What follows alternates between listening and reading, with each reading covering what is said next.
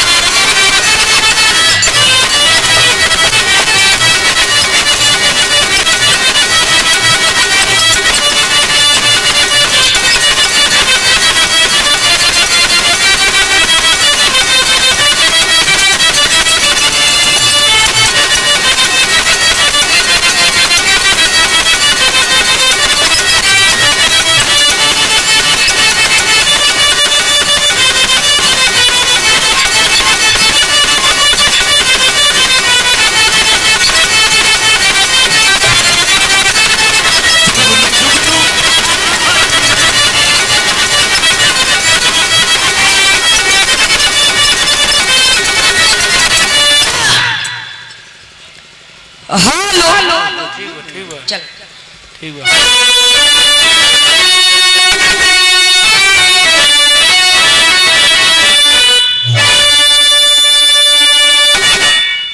हाय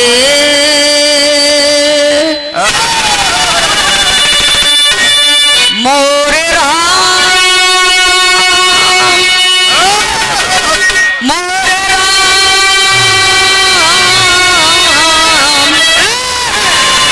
ए भोले जोगिया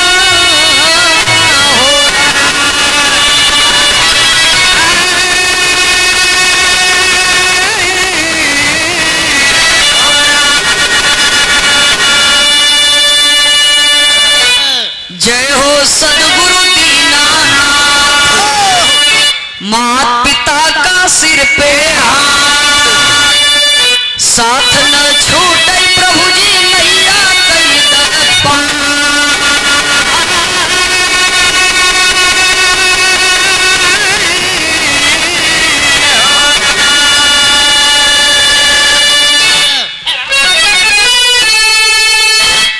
नमो नमो बिंदेश्वरी नमो नमो जगदम्ब भक्त जनों के काज हित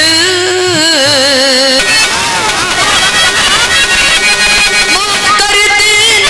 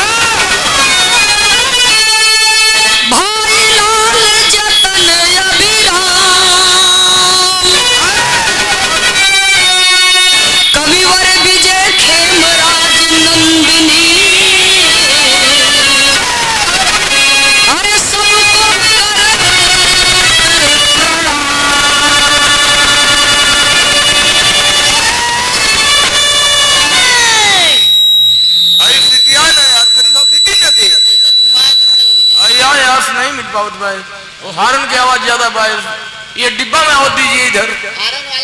हरनवा का वजिया लड़का कम न करो, लेकिन डिब्बा का आवाज थोड़ा सा कम कर दे, साउंडवा के वजिया बराबर बना दे, सीटी न दे बस। हेलो हेलो, तनी सा डिब्बा में आवाज दे, हारन का आवाज बहुत दूर तक सुनाता है। सूरदास जी वाह, डिब्बा की आवाज इधर। समय का अभाव बा बाबू, जैसे देखे जैसे समझे वैसे काम कर लेवे के।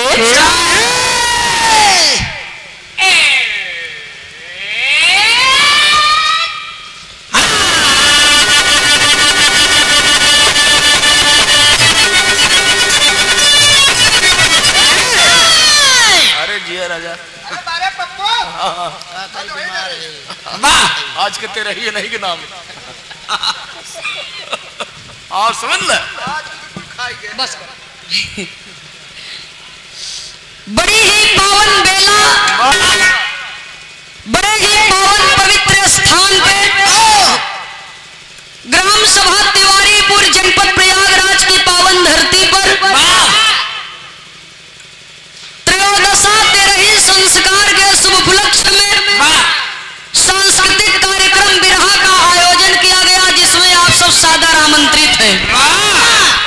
दूर दराज से चल करके आए हुए, ग्रामीण अंचल से चल करके आए हुए बिरहा जगत के पिता तुल्य बड़े बुजुर्गगण, भाइयों बंधुओं, बिरहा गीत संगीत का आनंद ले रही हमारी मातृ शक्तियां, पूजा योग्य माताएं, सम्मान योग्य बहनें, परमात्मा के फुलवारी के देश के कर्णधार नन्हे मुन्ने प्यारे बच्चों, माँ वसुंधरा की गोद में बैठे हुए बिरहा जगत के हृदय सम्राट श्रोता सज्जनों को, एवं बगल के मंच पर विराजमान जनपद प्रयागराज की धरती से बड़े ही जुझारू एवं शानदार कलाकार श्रीमान त्रिभुवन नाथ यादव जी एंड पार्टी जी को, मैं गायिका कुमारी सुमित्रा नंदिनी सैदाबाद हंडिया प्रयागराज की पावन सरजमी से बिरहा रंगमंच की ओर से, अपनी पार्टी की ओर से आप सभी श्रोता सज्जनों के श्री चरणों में हाथ जोड़ करके एक ही स्वर में हार्दिक स्वागत अभिनंदन वंदन करती हूँ। बहुत बहुत सादर नमन है। स्वागत की कड़ी में कलाकारों के अभिभावक परम आदरणीय परम श्रद्धेय पूज्य बाबू श्री राम लखन यादव जी के कर कमलों द्वारा पुष्प की पंखुड़ियों में गुथा हुआ प्यार दुलारी स्नेह से सुसज्जित सुंदर पुष्पहार सादर 501 रुपया दे करके सम्मान किया गया। शोकाकुल परिवार की ओर से सम्मान आया है। बहुत बहुत आपके श्री चरणों में सादर प्रणाम करती हूँ, नमन करती हूँ, और माता जी का आशीर्वाद पूरे परिवार पर बना रहे, ये कार्यक्रम सुचारू रूप से संपन्न हो। पूरे सकल समाज की ओर से, दोनों पार्टी की ओर से स्वर्गीय माता जी के श्री चरणों में श्रद्धा सुमन समर्पित करती हूँ, श्रद्धांजलि समर्पित करती हूँ कि जो ममता भरी प्रेम की बाग मात ने लगाया है, ये बाग सदैव फलती फूलती रहे और ये परिवार प्रगति की ओर बढ़ता रहे, हर सामाजिक कार्यों में अग्रसर रहे। इसी के साथ साथ एक छोटी सी भजन आपके बीच में प्रस्तुत है, क्योंकि ये हमारे भारत की परंपरा एवं संस्कृति है कि हम भारतवासी अपना कोई सा भी शुभ कार्य आरंभ करने से पहले लोग अपने इष्ट आराध्य देवी देवताओं की पूजा अर्चना वंदना एवं खुदा की इबादत की जाती है, तत्पश्चात ही अपने कार्यक्रम का शुभारंभ किया जाता है।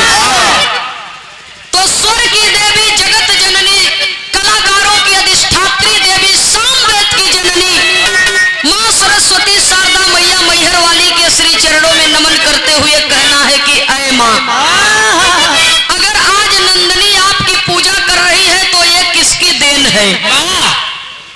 तो जगत जननी मां के चरणों में नमन करते हुए, जन्मदायिनी मां के चरणों में नमन करते हुए भजन का भाव प्रस्तुत है। कहना है बाबूजी,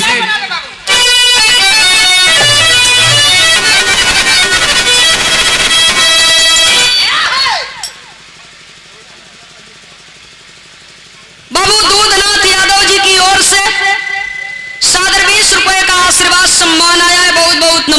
जय श्री कृष्ण।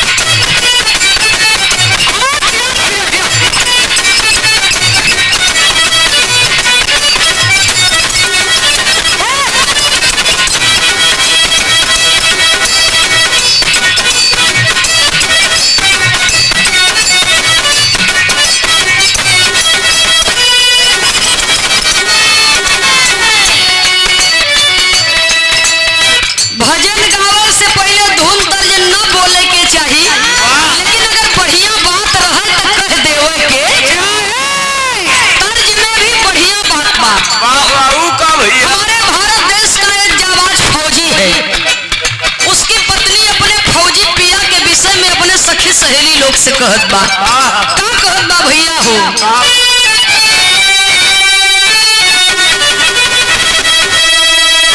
कहत बानी भारत के जननवा हो कहत बानी भारत के जननवा हो सजनवा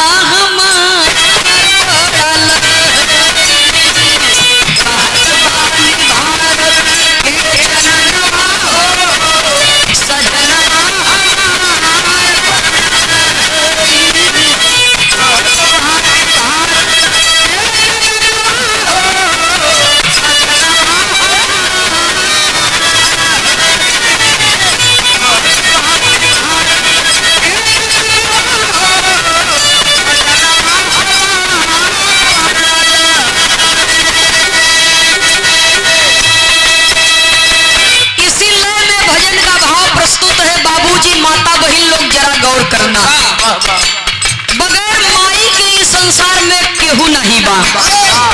माँ न होती तो ये दुनिया न होती।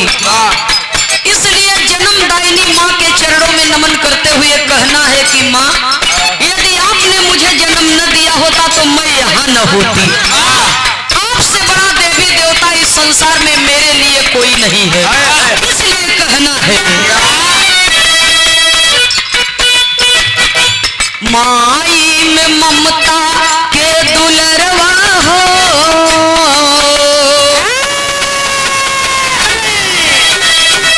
माई में ममता के दुलरवा हो अचरवा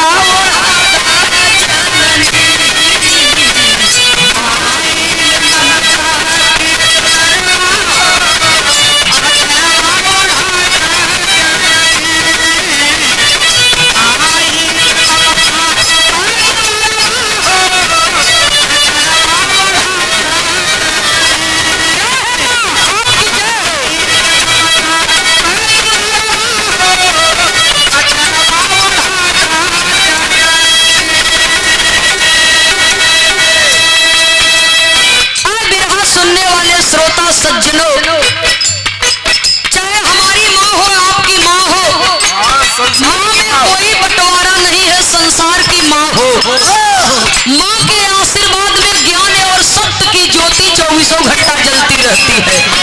जिसे भी उस ज्योति का प्रकाश मिला उसकी जिंदगी प्रकाशमय हो गई। उसका नाम युगांतर तक अमर हो गया। पहले बंद में कवि को लिखना पड़ा क्या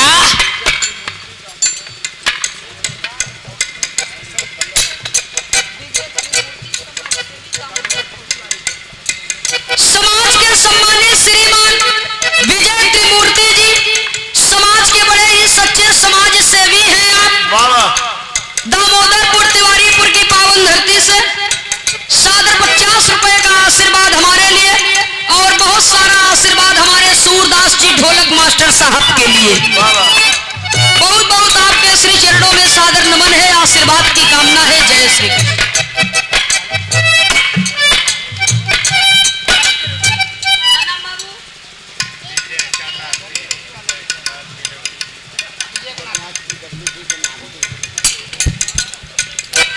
सेवा में श्रीमान विजय कुमार जी जो पीडब्ल्यूडी में कार्यरत है, उनके नाती की ओर से सादर 100 रुपए का पुरस्कार आया है। हृदय की गहराइयों से अनंत आशीर्वाद है। आगे संसार में नाम रोशन करें।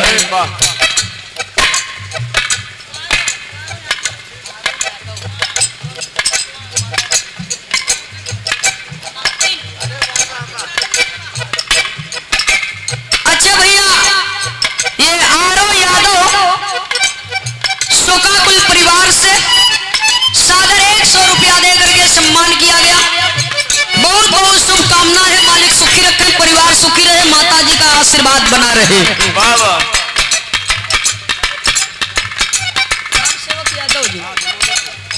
श्री राम सेवक यादव जी दामोदरपुर की पावन सरजमी से सादर 100 रुपया दे करके सम्मान किए। बहुत बहुत सादर नमन, आशीर्वाद की कामना है। पहले बंद में कहना है बाबूजी, 9 महीना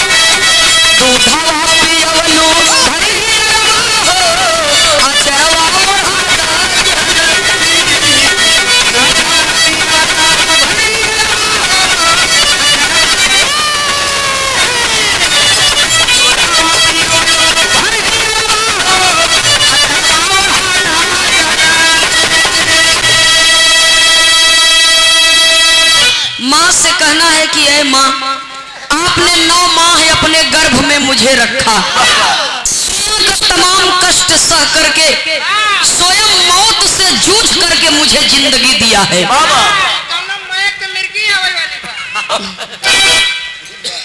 स्वयं मौत से जूझ करके आपने मुझे जिंदगी दिया है, और आपका ऋण तो हम जन्मों जन्म तक नहीं चुका सकते।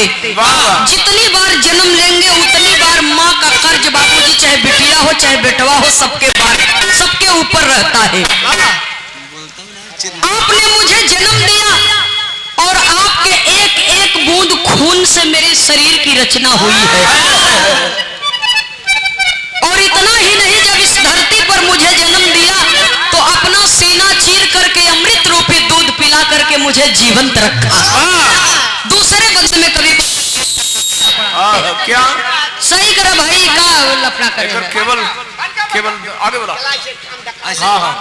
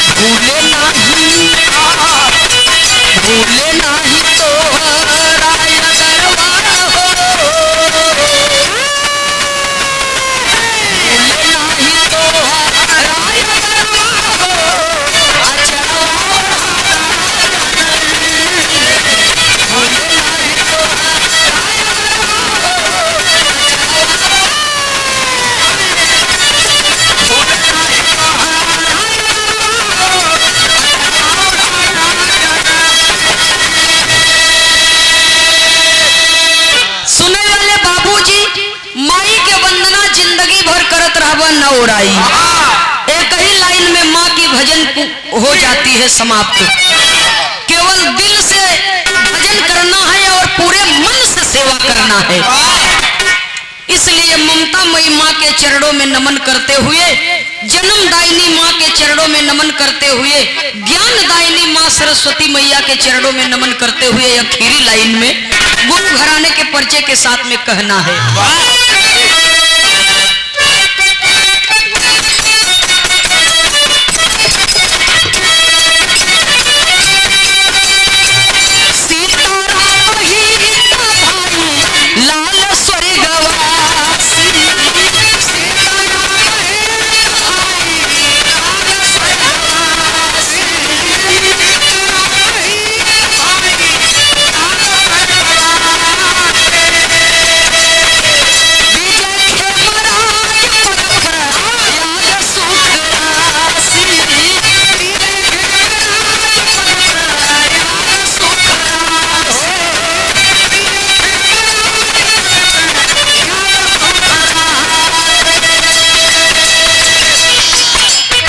नंदिनी के दैहा माँ सहरवा हो,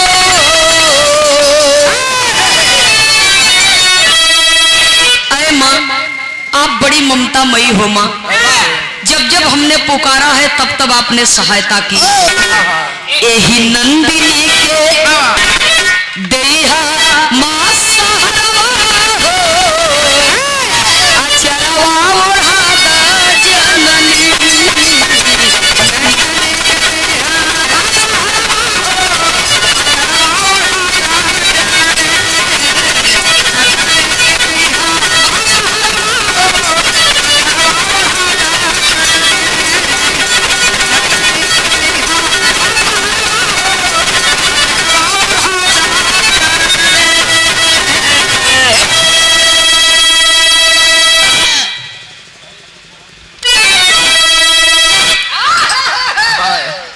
झटके में तो नहीं समझ ली।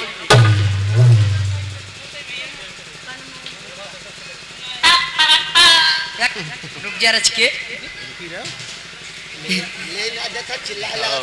सेवा में श्रीमान प्रभाशंकर जी सिमरी की पावन धरती से ये 20 रुपया आशीर्वाद हमारे लिए और 20 रुपया हमारे सूरदास जी के लिए। बहुत बहुत साधन मालिक सुखी रखें। जय श्री कृष्ण।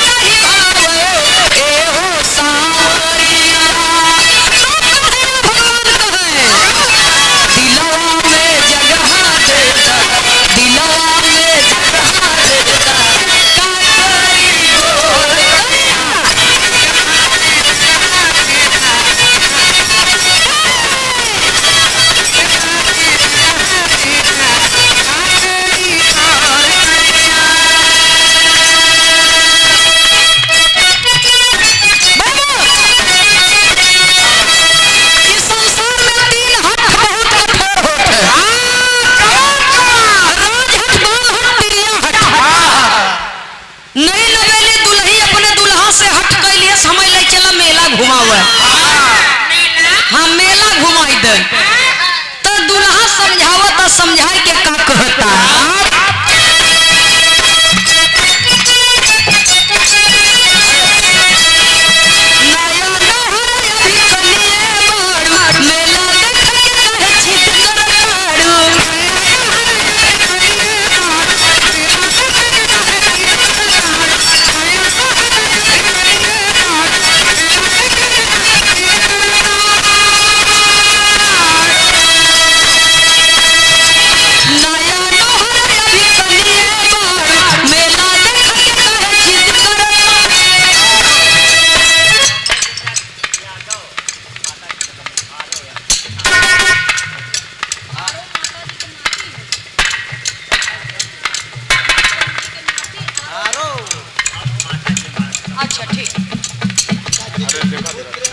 स्वर्गीय माता जी के सुपुत्र हैं बाबू कमल चंद यादव जी और आपके नाती आरव यादव की ओर से सादर 100 रुपये का पुरस्कार दिया गया, सम्मान किया गया। बाबू कमल चंद यादव जी के श्री चरणों में सादर प्रणाम स्वीकार हो। आरव बाबू को बहुत बहुत शुभ आशीर्वाद है। समझा के कहता बा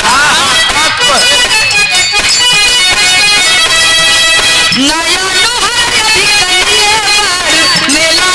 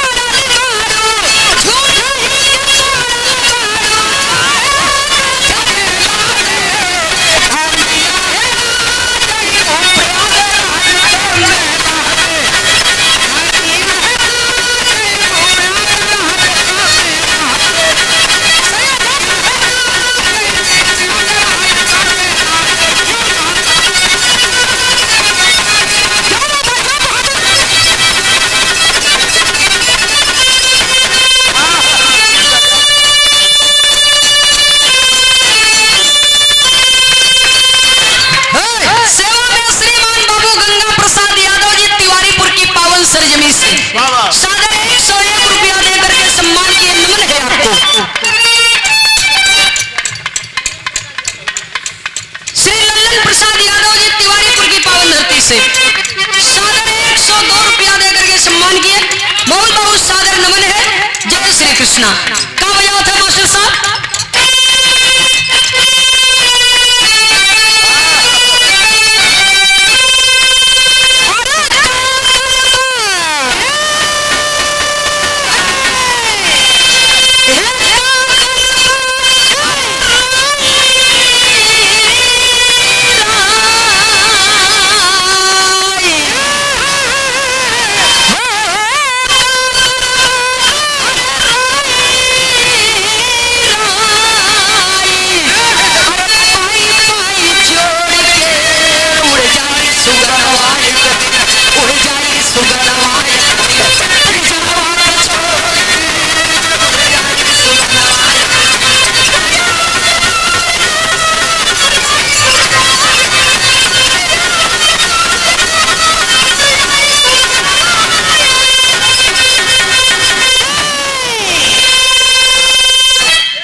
वाली रीड खरीदा बाद समझ नहीं आज के चक्कर में बात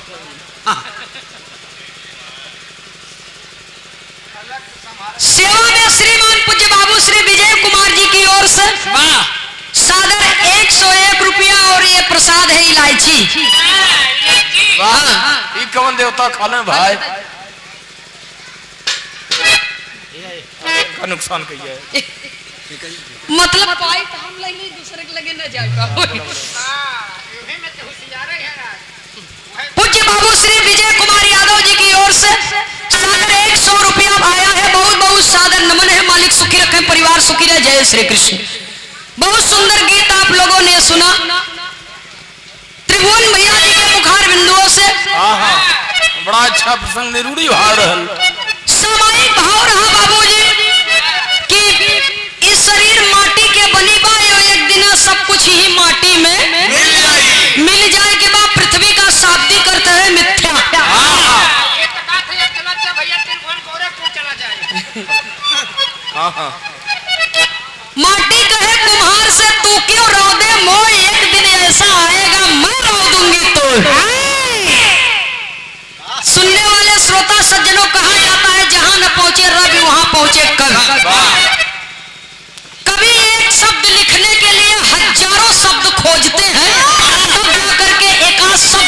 से मिलता है और गागर में सागर भरने का काम किया करते हैं।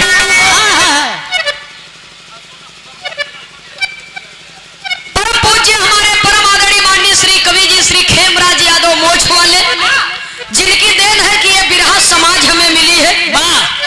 आज कवि जी कार्यक्रम में नहीं आए हैं, हमारी एक शिष्या है श्वेता यादव जी, आज उनका कार्यक्रम यही पत्थर चट्टी प्रयागराज रामलीला मैदान में है, तो इसलिए वहां पर गए हैं। तो हम कवि जी के श्री चरणों में यही अपने मंच से प्रणाम करते हैं। आपने जो दायित्व हमें सौंपा है उसे हम निभाने में कामयाब रहे, मान सम्मान के साथ अपनी गीत की प्रस्तुति करके सम्मान पूर्वक अपने घर को वापस लौटे, ये विश्वास है और आपके आशीर्वाद की कामना है। बहुत बहुत आपके श्री चरणों में मैं प्रणाम करती हूँ। एक छोटी सी गीत की प्रस्तुति आपके बीच में है बाबूजी।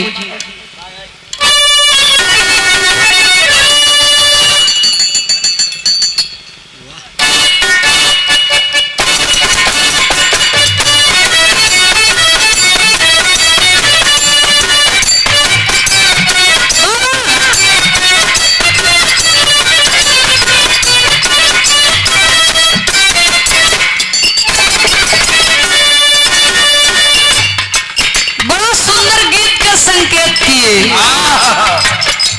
सैया जग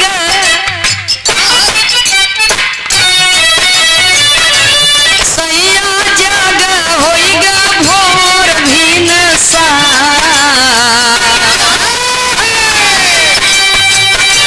सैया जग होइगा भोर भीन सा रैलिया सारी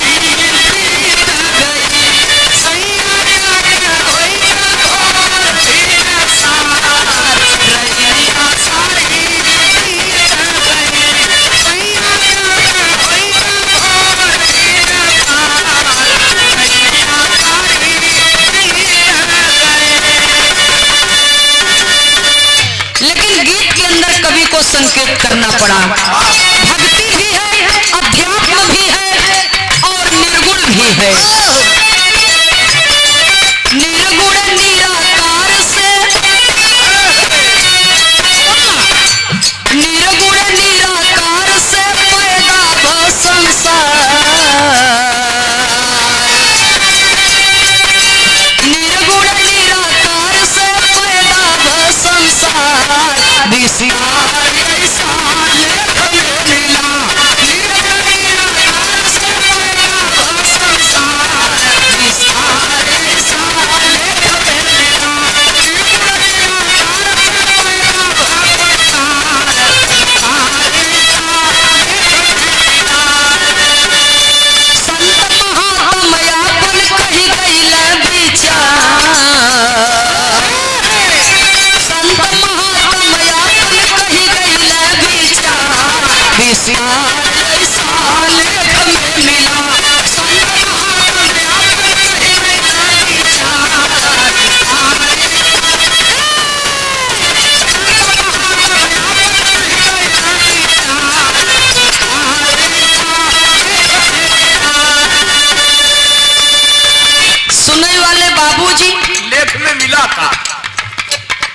मालिक की बनाई हुई दुनिया, मालिक की बनाई हुई रचना अद्भुत है।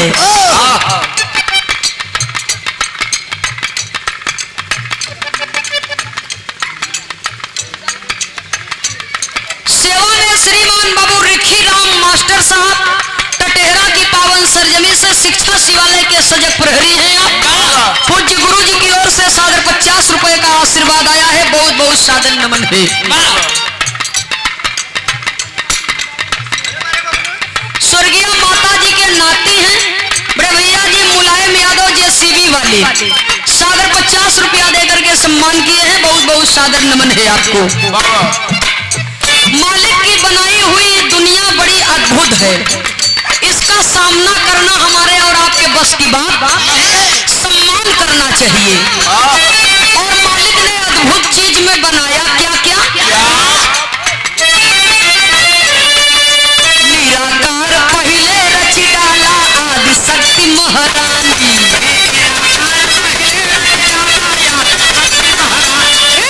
निराकार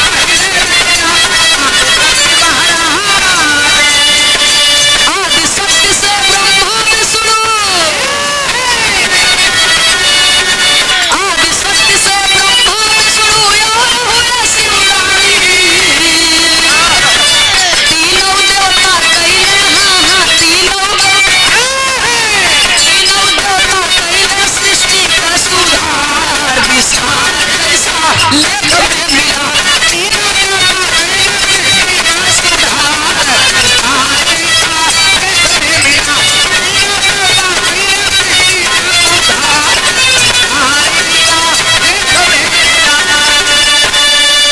माटी पानी हवा अग्नि सूरज चंदा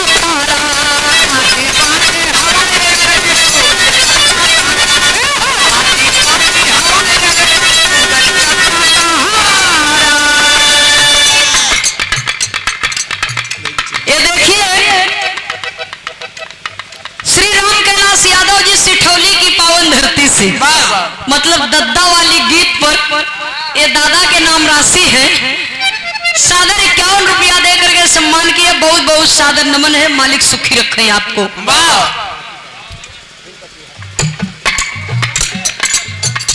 श्री रामदेव हेता पट्टी की पावन सरजमी से सादर 100 रुपया दे करके सम्मान किए। बहुत बहुत सादर नमन है। जय श्री कृष्ण। माटी पानी हवा अग्नि सूरज चंदा सब में काम करत है नहीं, सब में काम करत है नहीं,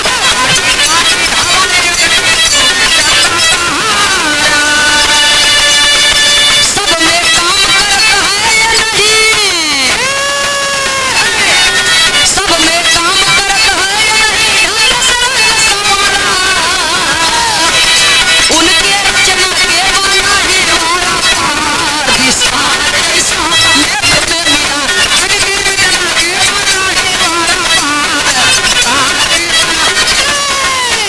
रचना के बना ही वारा विस्तार ऐसा लेख में मिला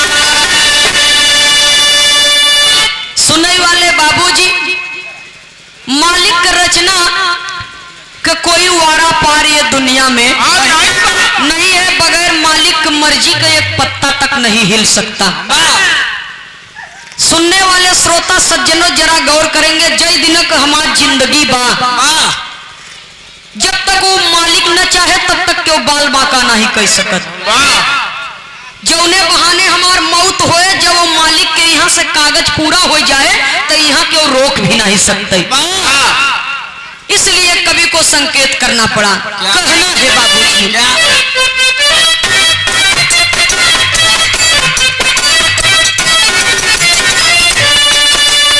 अंडज पिंडज उपमजियो अस्थावर तक रचि डाला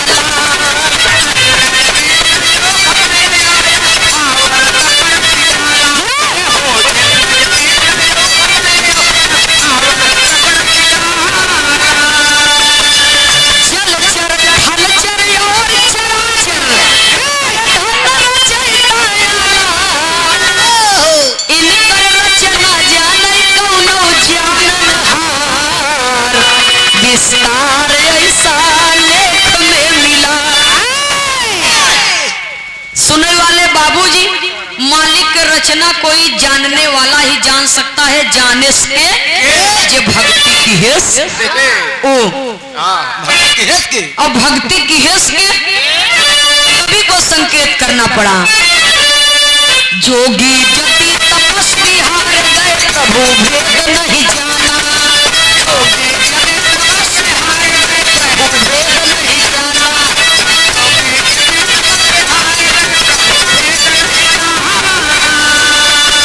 तुलसी सूर कबीर जानी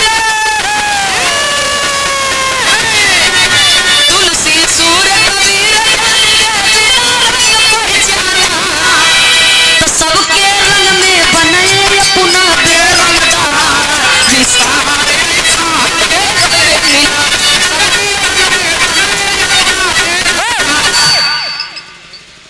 जोगी जति तपस्वी हार गए प्रभु भेद नहीं जाना। तुलसी सूर कबीर जान गए बिना रंग पहचाना। सबके रंग में बनाए अपना बेरंगदार। श्री शालिग्राम यादव जी तिवारीपुर की पावन सरजमी से 102 रुपया देकर के 101 रुपया देकर के सम्मान किए। बहुत बहुत सादर नमन है। जय श्री कृष्ण। मालिक सबके कलरदार बनाए बा।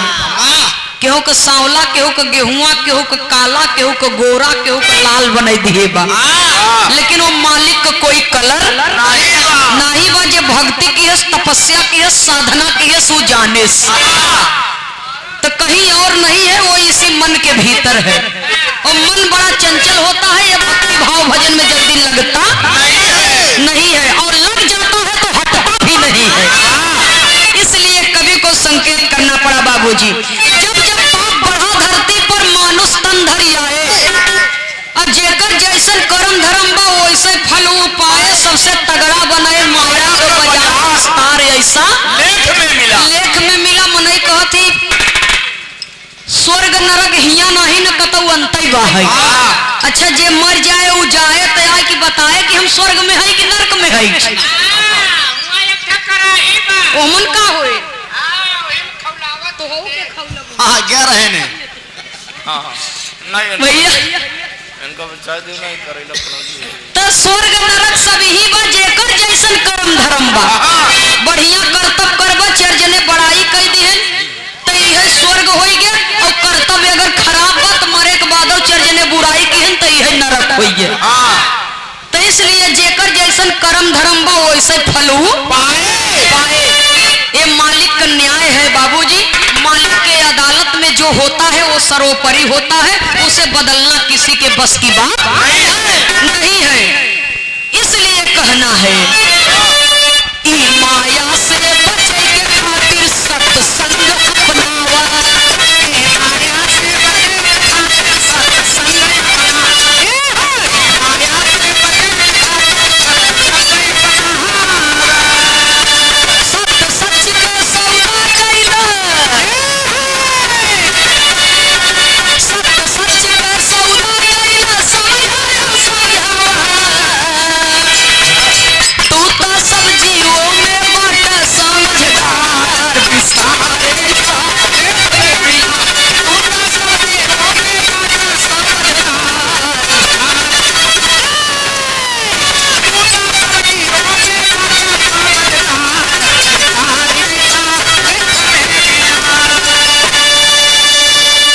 ई माया से बचे के खातिर सत्संग अपनावा, सत्य सच के सौदा कैले समझायो, तू तो सब जीवों से बाटा समझदार विस्तार ऐसा लेख में मिला। इंसान सबसे उत्तम है बाबूजी, इंसान का जीवन। ये बड़े तुलसीदास लिख दिए बड़े भाग्य मानुष तन पावा। ई ना लिखन की बड़े भाग्य कुकुर तन पावा, बड़े भाग गधा तन पावा, बड़े भाग कुकुर बिलार तन पावा, बड़े भाग चिड़ई कौआ तन पावा।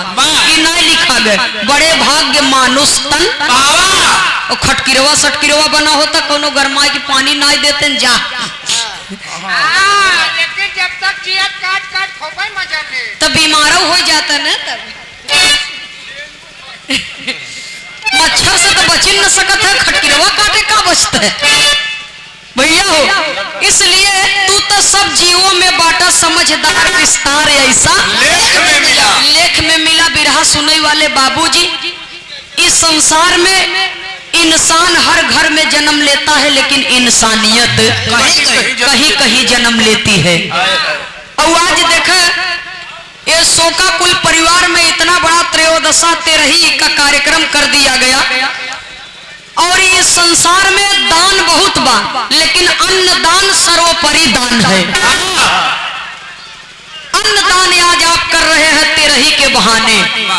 समाज में बहुत सारे लोग हैं तेरही बंद करावे चाहत हैं, और कतो कतो बंद ही कराए दिए हैं। अच्छा तेरही अगर बंद हो तो कोनो इतराज नहीं है, लेकिन जितनी भी कुरीतियां हैं समाज में तो सब कुछ पर बांध लगना चाहिए। दहेज प्रथा ना बंद हुए, तेरही बंद हो जाए, लेकिन दहेज के कारण बिटियन के काटी मारी नवत है, ओके बंद करे के नाम क्यों लेत नहीं बा न जाने कितने लड़कियन के मर्यादा सरेआम लूट लिया जात बाटे। अब मणिपुर वाला घटना देखबे भयन है आप सब, ओकरे बरे क्यों बांध लगावत बाटा नहीं बा। ये सामाजिक कार्य है। कम से कम 4 जने आवत हैं, 4 जने से भेंट मुलाकात हो जाता, भैया बाबू भाई बिरादर सबसे समाज में एक सामायिक चर्चा भी हो जाता। यही बहाने आदमी 4 जने के अपने द्वारे हाथ धोवाई देते, कहीं नर सेवा नारायण सेवा। जिंदगी में जे समाज के सेवा कैलेस बाबूजी वो भगवान के दर्शन पाएंगे।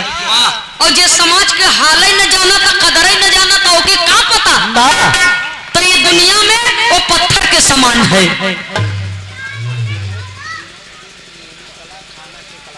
अच्छा, भोजन एवं मिठाई के ऑलराउंडर कारीगर हैं आप विनोद बिंद जी, नेवी कला की पावन धरती से सादर 20 रुपया देकर के सम्मान किए हैं। आपका हुनर बरकरार रहे, बहुत बहुत सादर नमन है। तो इसलिए सुनने वाले बाबूजी, जाना तो है ही है, लेकिन मरने से पहले हम जीना क्यों छोड़े। जाना तो है, मरना तो है, लेकिन मरने से पहले हम जीना क्यों छोड़े। अगर जिंदगी जी रहे हैं तो हमारी जिंदगी सम्मान पूर्वक होनी चाहिए, तब तो हमारा जीवन सार्थक है। तो आज माई के तेरही में सब के आई हैं भोजन करे बदे। अब एक दिन समय आ जाए तो नंदनियों के तेरही हो के बाद त्रिभुवनों भैया के तेरही हम सब माटी के तन पाए हैं। एक दिन टाइम आ जाए तो हम सबके जाए के बाई संसार से। तो ये मृत्यु लोक है, आवागमन नित्य प्रतिदिन चालू है। माँ मौत ईश्वर, माँ न होते तो हम और आप पैदा नहीं हुए होते। मौत कभी हारती नहीं है, ईश्वर सदा सत्य ही सत्य है। तो मारने वाला और जिलाने वाला दोनों वो परमात्मा है। समय का सत्य पुरुष एक होता है। अगर जिंदगी में कभो केहू के मदद नहीं किए है तो अपने गिरे वक्त पर केहू से मदद के उम्मीद रखे के न चाहिए। बहुत बहुत सादर नमन आप सबको लाइन में कहना है।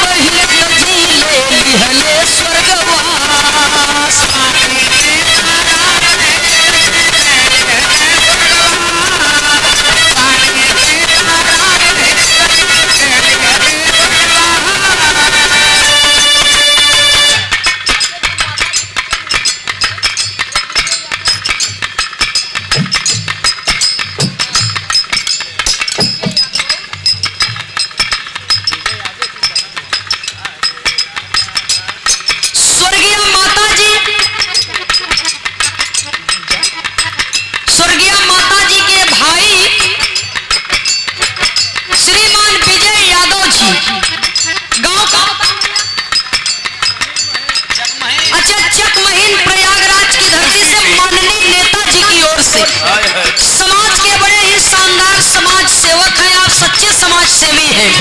माननीय नेताजी की ओर से सादर 501 रुपया देकर के सम्मान किया गया। बहुत बहुत आपके श्री चरणों में सादर नमन है, आशीर्वाद की कामना है। और माता जी के श्री चरणों में पुनः पुनः श्रद्धा सुमन समर्पित करते हुए वो मालिक से प्रार्थना है आत्मा को परमात्मा उच्च स्थान प्राप्त करे और माता जी का आशीर्वाद बना रहे। नैहर सासुर दोनों पर मालिक की कृपा बनी रहे, माता जी की कृपा बनी रहे। बहुत बहुत नेताजी को सादर प्रणाम, आशीर्वाद की कामना। जय श्री कृष्ण।